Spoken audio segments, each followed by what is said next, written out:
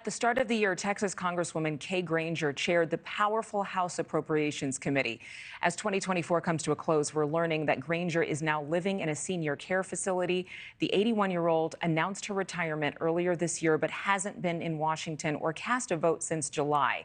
Granger's condition and how it became public, reigniting a long debate over the advancing age of some of our nation's leaders, whether or not they should be more forthcoming when it comes to disclosing their health status or whether they're too old to serve. NewsNation correspondent Xavier Walton is live for us in Fort Worth, Texas. So what have you learned and why wasn't the public more informed? Hey there, Adrian. Yeah, I think that's a great question. And I think a lot of people are still trying to find out the answer to that question. Why didn't the public know more information? In the same token, I think that's why there is a good amount of frustration as well. But we are learning a little bit more from Congresswoman Granger's son. He actually spoke with the Dallas Morning News, saying that she's been living in Fort Worth at the Tradition Senior Living, dealing with what he calls dementia issues, but denies that she was actually in a memory care facility. Republican Congresswoman, for those who aren't familiar, Granger, a big name here in Texas, the 81-year-old first Republican woman to represent the Lone Star State in Washington. However, as you mentioned, Adrian, Granger, she hasn't voted on the House floor since July, leading some to question if something was wrong. Congresswoman Granger stepped down from her role as the chairwoman of the House Appropriations Committee. That was in March.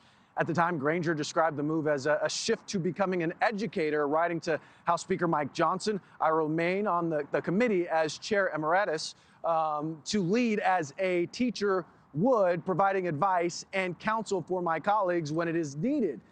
However, Congresswoman Granger was notably absent during the recent negotiations to keep the government funded, even missing Friday's vote to avert a government shutdown. Then, over the weekend, so this is what made big news, the Dallas Express reporting that Granger had allegedly been living in a memory care and assisted living facility for some time now after having been found wandering, lost and confused. That was in Fort Worth. In a statement Sunday, Granger's office confirming that the Congresswoman is navigating some unforeseen health challenges that progressed in September, so a couple of months ago, forcing her to step back from her obligations in Congress. But here it is, that did just little to ease the minds of some constituents, not to mention, fellow lawmakers who say they had no idea the Congresswoman wasn't well. I wasn't aware. I think there's no doubt a lot of us knew that she was gaining in age, like a lot of members do. And sadly, some of these members wait until it's too long, things have gone too far. And I think this gets back to the root of it. Congress should do its job. And if you can't do your job, maybe you shouldn't be there. So between Congresswoman Granger's illness and then you have President Biden's lingering health issues here in the remaining weeks of his presidency, there are, renewed calls and growing concern and support for term limits in the political world, Adrian. Something certainly that a lot of people are talking about now. Xavier Walton, thank you for reporting there for us.